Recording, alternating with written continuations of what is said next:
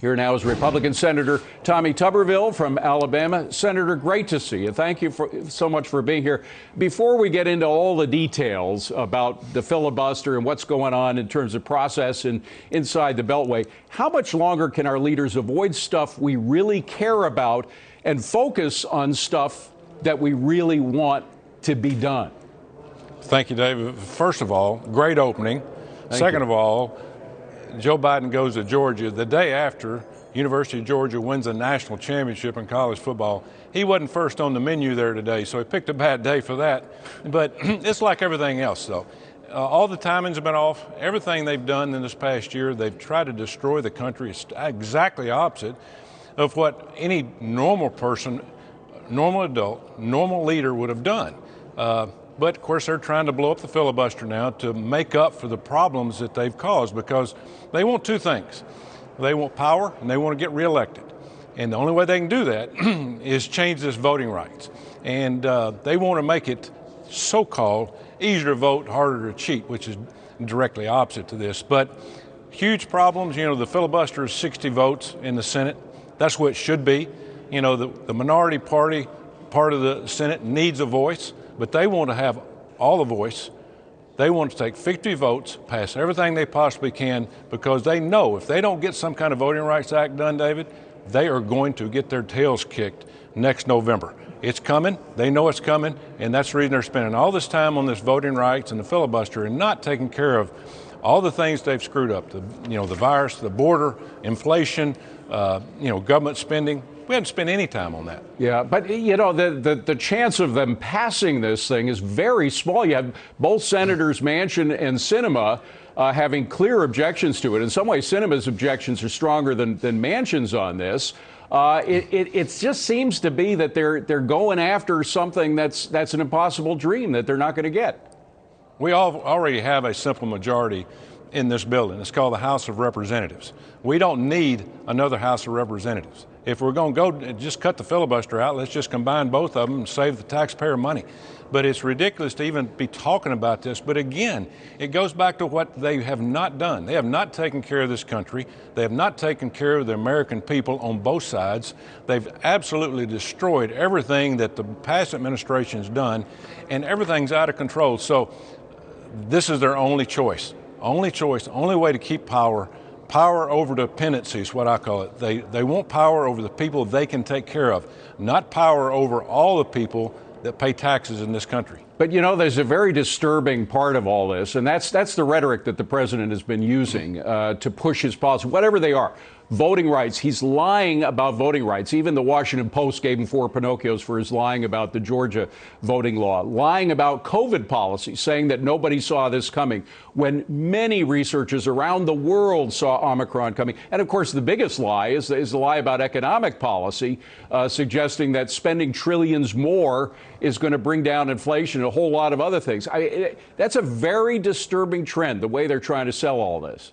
And they're trying to sell it. And some people are buying into it. But I tell you, back in Alabama where I'm from, people aren't buying into this. I've got 2 young guys that I coached at Auburn University. They started a lab a few years ago. And they told me, by doing 2,000 or 3,000 tests a day on this COVID, they told me back in August, Coach, we got more variants coming. They're coming directly at the American people.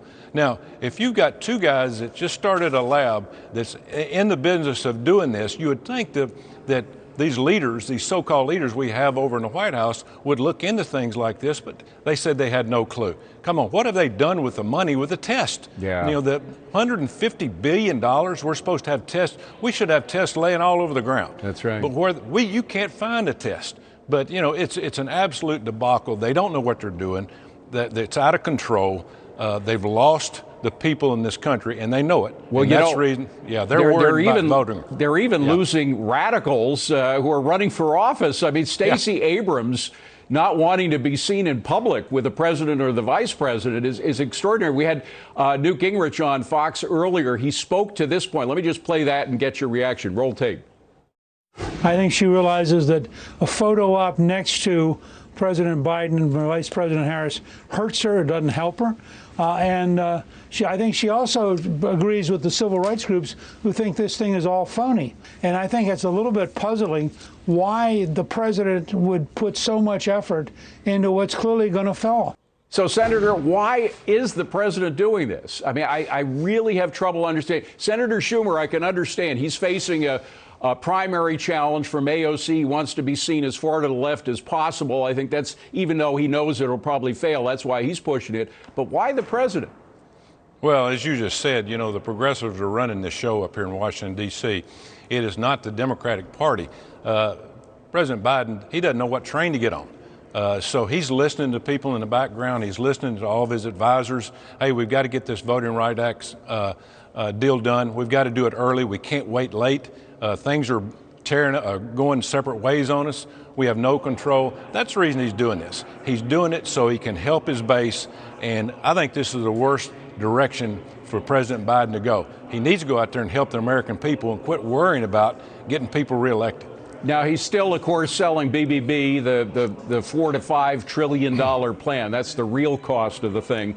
It still has supersizing the IRS in it. They're trying to convince Americans that it would be in their interest to have 87,000 more IRS agents running around despite all the leaks from the IRS, et cetera. Senator Manchin is key to stopping this thing. Is Senator Manchin holding his ground on being against passage of BBB?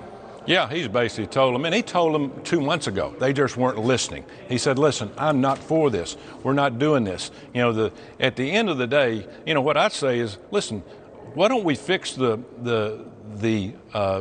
places that we've got now in our government in terms of all these bureaucrats? Why don't we fix the things that we have now and get them going in the right direction instead of adding more? But I think Manchin's going to hold. I think Sinema's going to hold. I think they're going to have some more that's going to turn tail and run at the end of the day. We have got money all over this country that we've been printing. We've got to quit printing money. We've got to put people back to work. We've got to get jobs going again, and we've got to get rid of this inflation. It's going to take a while, but they've created a situation, David, that's going to blow up in their face, and they know it. And that's the reason they're preparing for a showdown next November. Yeah, I think you're right on that. Senator Tuberville, what a pleasure to talk to you, Senator. Thank you for coming in. Appreciate it.